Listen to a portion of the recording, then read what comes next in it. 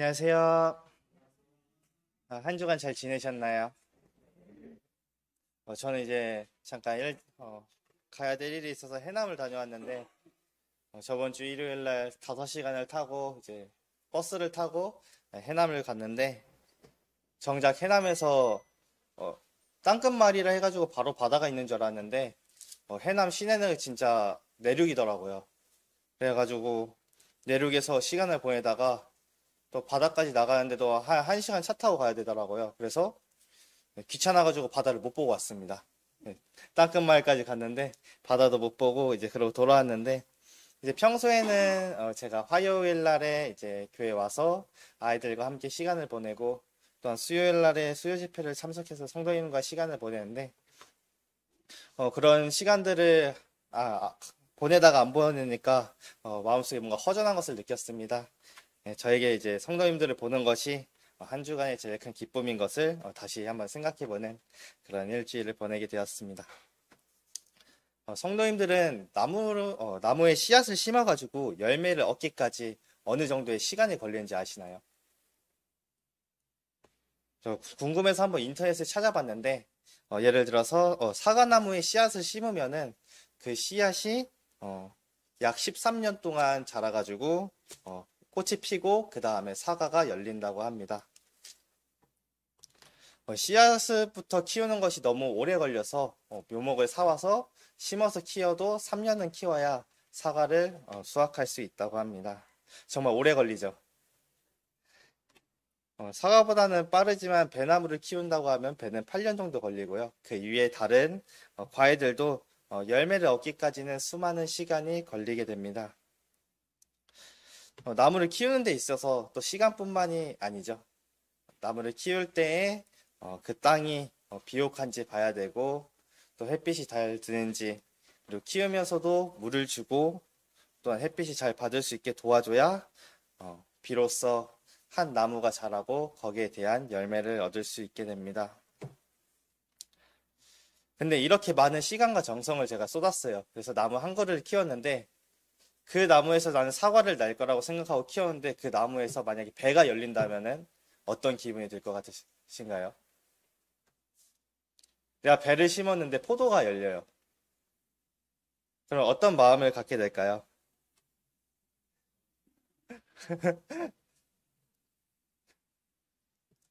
많은 시간과 그 정성을 투자해서 한 나무를 키운다는 것은 그 나무에서 무조건 내가 심은 열매의 나무가 어, 열릴 거라는 확신을 갖고 있기 때문에 그런 시간과 정성을 투자하게 됩니다. 하지만 만약에 그 나무에서 다른 열매가 열린다면은 그 나무는 그 나무가 가진 가치를 잃어버리게 되는 것이죠. 그러면 저희가 믿음의 삶을 얘기하면서 죄는 죄의 열매를 받고 믿음은 믿음의 열매를 맺는다, 이런 이야기 많이 하셨죠. 그렇다면 하나님을 믿는 우리는 어떤 열매를 맺는 삶을 살아야 될까요? 저희는 이제 저번 달에 이어서 계속 마가복음을 이어가고 있습니다. 오늘 본문에서는 이제 하나의 열매를 통해서 우리에게 교훈을 주고 있습니다. 하나님을 믿는 우리들은 어떠한 열매를 맺는 삶을 살아야 되는지 저희 본문을 통해서 같이 나누는 시간 오늘 가지도록 하겠습니다. 11장부터 잠깐 보겠습니다. 예수께서 예루살렘에 이르러 성전에 들어가사 모든 것을 둘러보시고 때가 이미 저물매 12제자를 데리고 베다니에 나가시니라. 이튿날 그들이 베다니에서 나왔을 때에 예수께서 시장하신지라.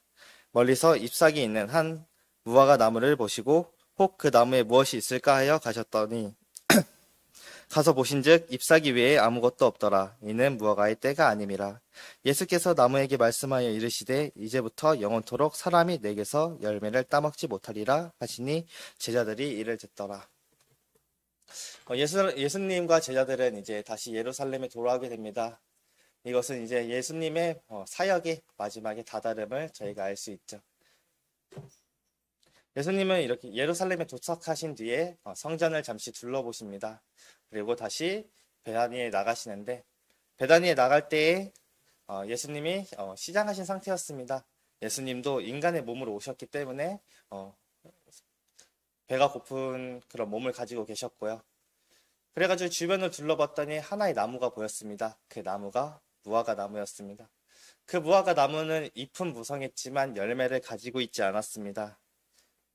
그 이유는 그 당시에 무화과가 열릴 시기가 아니었습니다. 그렇기 때문에 무화과가 열리지 않았지만 예수님은 그 무화과 나무를 보고 저주를 하시죠.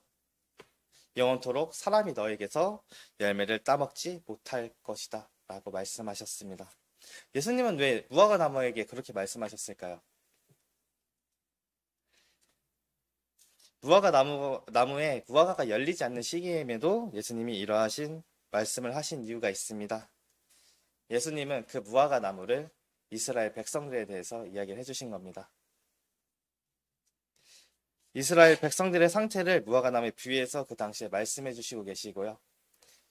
찾아보니까 무화과 나무는 원래 이제 이른 열매가 한번 열린다고 합니다. 잎사귀에 이른 열매가 열리고 그 다음에 무화과가 열리는데 그 나무는 잎사귀만 있었습니다. 이스라엘 백성들은 하나님이 부르신 제사장의 나라로서 그것에 대한 열매를 맺는 삶을 살아가야 했습니다. 하지만 이스라엘 백성들은 잎사귀가 무성한 무화과 나무처럼 입으로는 하나님을 믿는다고 시인했지만 그 사람들의 삶 속에서 정작 하나님이 기대하신 열매를 맺는 삶을 살아가는 것은 아니었습니다. 예수님은 그런 이스라엘 백성들을 무화과 나무에 비유해 주신 겁니다. 비유를 통해서 예수님은 이스라엘 백성들의 믿음의 상태를 이야기해 주고 있습니다. 하지만 옆에서 듣는 제자들은 그 당시에도 예수님이 무화과 나무를 보며 왜 그런 이야기를 하는지 모르고 있었습니다. 이어서 15절부터 잠시 보시겠습니다. 그들이 예루살렘에 들어가니라. 예수께서 성전에 들어가사 성전 안에서 매매하는 자들을 내쫓으시며 돈 바꾸는 자들의 상과 비둘기 파는 자들의 의자를 둘러 엎으시며 아무나 물건을 가지고 성전 안으로 지나다님을 허락하지 아니하시고 이에 가르쳐 이르시되 기록된 바 내 집은 만민이 기도하는 집이라 칭함을 받으리라고 하지 아니하였느냐. 너희는 강도의 소굴을 만들었도다 하시매 대제사장들과 서기관들이 듣고 예수를 어떻게 죽일까 하고 꾀하니 이는 무리가 다 그의 교훈을 놀랍게 여김으로 그를 두려워함일러라. 예수님과 제자들은 그 이후에 다시 예루살렘으로 돌아가서 성전 안으로 들어갔습니다. 이제 성전 안쪽으로 들어가는데 그 안에 내부 광경이 사람들이 성전 안에서 기도를 하는 것이 아니라 장사를 하고 있는 상황이었습니다. 예수님은 그런 장사하는 사람들을 모두 내쫓으셨습니다. 성전 안에서 상업활동을 하는 사람들과 돈 바꿔주는 사람들, 그리고 비둘기 파는 사람들의 의자를 모두 없는 모습을 보여주셨습니다. 예수님은 그렇게 모두를 내쫓으신 후에 사람들을 가르쳤습니다.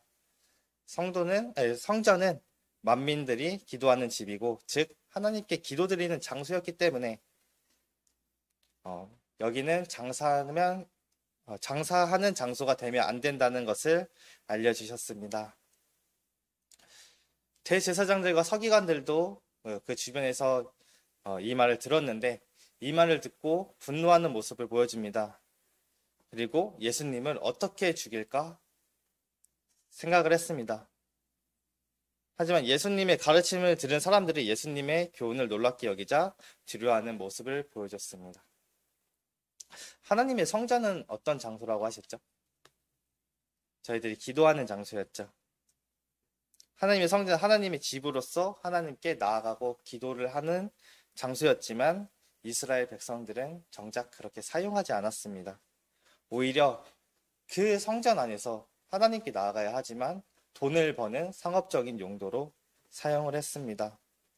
예수님은 그런 하나님의 성전에서 장사하는 사람들을 볼 수 없었기 때문에 그냥 나가라고 얘기를 하신 것이 아니라 상과 의자를 모두 엎어버리시고 그 사람들의 모습을 강도에 비유를 했어요. 장사를 하는 사람들을. 그렇게 강하게 비판을 하는 모습을 예수님이 보여주셨습니다. 하나님께 기도드리는 성전 안에서, 하나님의 집 안에서 자신이 소득을 얻고자 장사하는 그것이 얼마나 잘못된 문제임에 대해서 이야기하는 것을 저희는 알 수 있었습니다. 이스라엘 백성들은 하나님이 보내신 민족이었죠. 제사장이 나라로서 그들의 맡은 역할들을 나가야 했지만 하나님께 기도하고 하나님 앞에서 올바른 삶을 살아가야 되는 그들이 전혀 그렇지 못한 모습들을 이어서 보여주는 것이 당시 이스라엘 백성들이었습니다.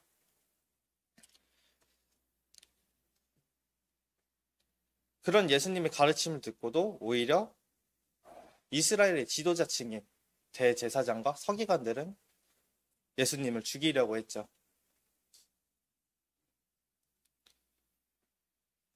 예수님이 그들에게 너희들이 그렇게 하면 안 된다. 너희들의 모습은 틀렸다라고 말씀하신 것을 대제사장과 서기관들은 인정하지 못했습니다.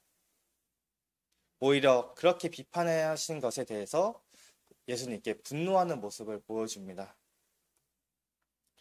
그러면서 그들은 함께 진짜 예수님을 죽여야겠다 마음을 먹었지만 당시에 그 행동을 할 수는 없게 됐습니다. 왜냐하면 그 주변에 그 사람들을 제외한 다른 사람들은 예수님의 가르침에 놀랍다는 반응을 하고 있었기 때문에 그 당시에 만약에 대제사장들과 서기관들이 예수님의 죄를 묻고 죽인다고 이야기를 했으면은 예수님의 가르침을 받는 사람들에게 오히려 비판받을 수밖에 없는 그런 상태였기 때문에 주변 사람들의 반응에 의해서 쉽게 움직이지 못했습니다.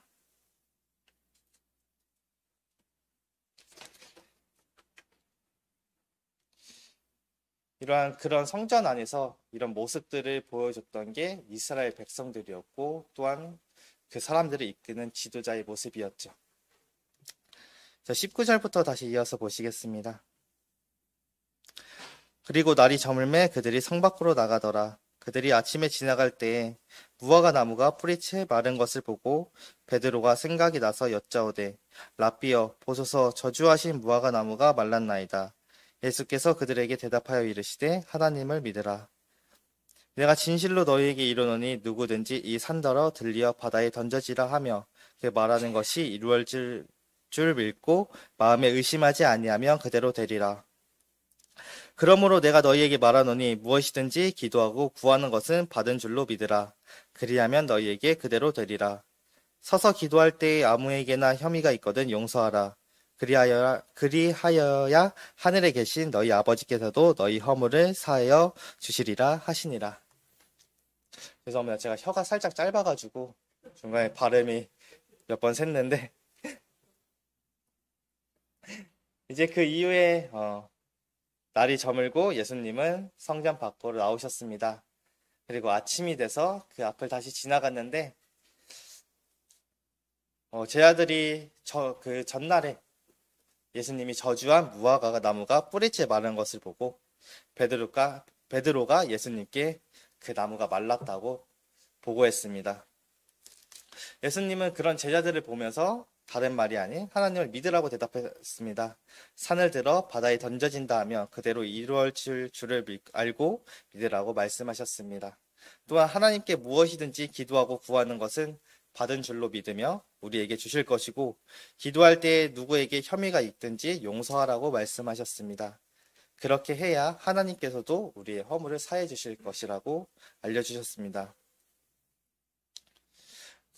제자들은 이제 그 예수님이 전날에 저주하신 무화과 나무가 마른 것을 보고 몹시 놀라는 반응을 보여줬죠. 근데 예수님은 제자들이 그런 얘기를 했는데 어떤 대답을 하시냐면은 하나님을 믿으라라고 얘기를 하셨어요. 그 무화과 나무가 겪는 어려움에 대해서 이겨내는 법이 다른 것이 아닌 하나님을 믿는 것이었습니다.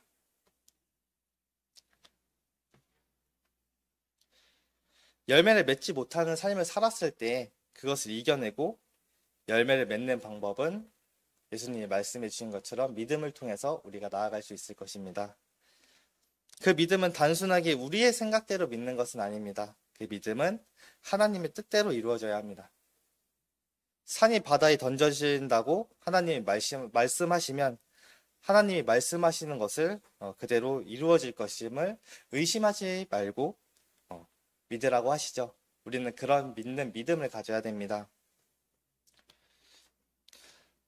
다른 것이 아닌 하나님의 뜻을 구하고 믿음의 삶을 살아가는 것이 우리에게 있어서는 중요한 모습이 될 것입니다. 네, 잠시 요한복음 9장 31절 잠깐 보시겠습니다.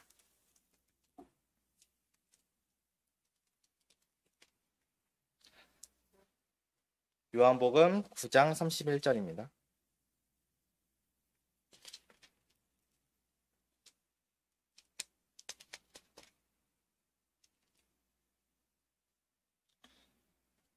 하나님이 죄인의 말을 듣지 아니하시고 경건하여 그의 뜻대로 행하는 자의 말을 들으시는 줄을 우리가 아나이다.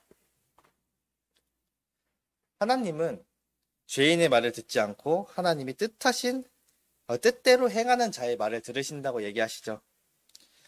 오늘 본문에서는 하나님이 구하는 것은 무엇이든지 이루어진다고 이야기를 해주셨습니다. 하지만 그의 전제는 그 구하는 것이 무엇이든지가 저희의 마음대로 행하면 안 된다는 거예요.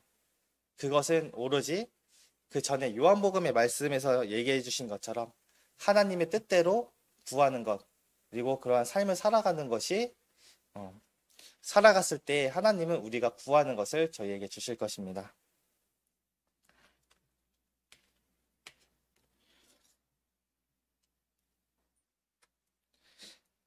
그렇기 때문에 저희가 하나님의 뜻대로 믿고 기도하고 그런 삶을 살아갔을 때 우리는 열매를 맺는 삶을 살아갈 수 있을 것입니다. 오늘 본문에서는 믿음의 열매에 대해서 같이 나누는 시간을 가졌습니다. 이스라엘 백성들도 분명히 그들의 입에서 하나님을 믿는다고 이야기하는 삶을 살았습니다.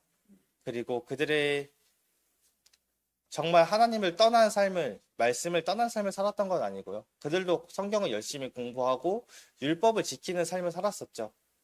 하지만 그들에게 놓친 것이 하나가 있습니다.